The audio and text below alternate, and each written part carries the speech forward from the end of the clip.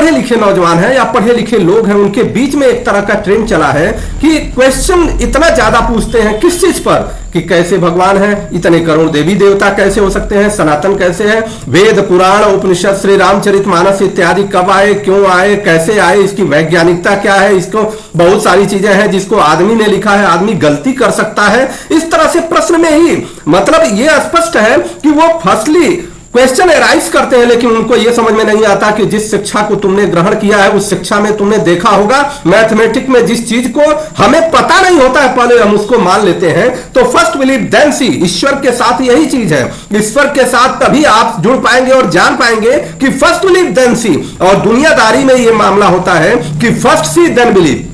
दुनियादारी में आप पहले देखिए तब विश्वास करिए। ईश्वर में क्या होता है कि पहले आप विश्वास करिए तब जाकर के देखिए कि उसका प्रभाव क्या होता है। बहुत सारे वैज्ञानिक उदाहरण पूरी दुनिया में है। हमारे नौजवानों को सबसे पहले सुधारना होगा। नौजवान इस प्रकार से अपना कार्य कर रहे हैं कि पूरी दुनिया को इस तरह से एक नया संदेश देना चाहिए, और नया संदेश न देकर के एक नए मकर जाल में फंसते जा रहे हैं, जिसके कारण यह समाज पूरी तरह से डाइवर्ट हो रहा है। नौजवानों की स्थिति है, उनके माता पिता के संस्कार में इस बात की कमी है। वो माता पिता के संस्कार की कमी का कारण है कि वो अपने धर्म, अपनी संस्कृति, अपनी सभ्यता को भूलते जा रहे हैं। पहले क्वेश्चन ही राइज करते हैं कि हाउ कैन डिफाइन दिस, कि कैसे इसको हम डिफाइन कर सकते हैं। आप एक सिंपल सी बात समझ लीजिए कि उस सिंपल बात में एक बड़ी बड़ी गहरी बात है कि जब आप समाज में जाते हैं, जब आप आगे बढ़ते हैं, जब आप कहीं भी किसी दुकान पर जाते हैं, आइसक्रीम की दुकान पर जाते हैं, तो कभी भी इस बात का प्रश्न नहीं पूछते कि आइसक्रीम में जो बना हुआ है वो कहां से बना हुआ है, विच बफेलोज मिल्क है आइसक्रीम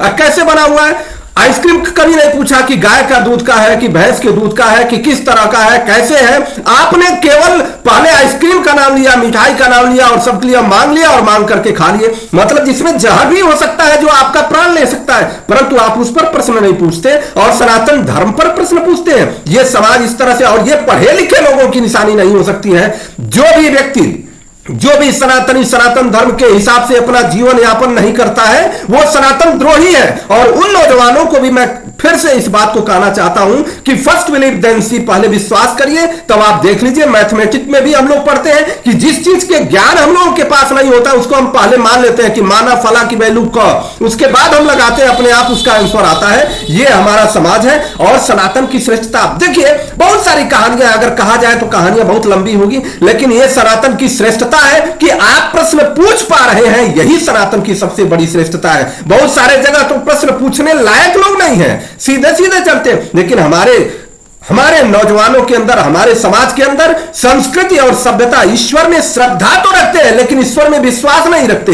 श्रद्धा और विश्वास में अंतर होता है। आप देखिए कि श्रद्धा रखेंगे और श्रद्धा के साथ आप मस्तक टेकने जाते हैं, अपना माथा टेकने जाते हैं मंदिरों में, लेकिन विश्वास नहीं रखते। विश्वास का कारण क्या है कि जिस चीज को हमारे महर्षियों ने, हमारे ऋषियों ने, हमारे साधु संतों ने, अनुयायियों ने जिस चीज को कहा और निर्देशित किया कि यह कार्य होना चाहिए, बहुत सारे रिसर्च के बाद, और दुनिया के बहुत सारे रिसर्च हो रहे हैं। जिस रिसर्च के अभी यूनिवर्सिटी ऑफ पेंसिल्वेनिया की कहानी हमने बताया, ऑक्सफोर्ड यूनिवर्सिटी की कहानी बताया कि रिसर्च हुए कैसे साष्टांग चरण दंडवत करने से लोगों को ऑस्टियोपोरोसिस ठीक होता है, यह भी बताया।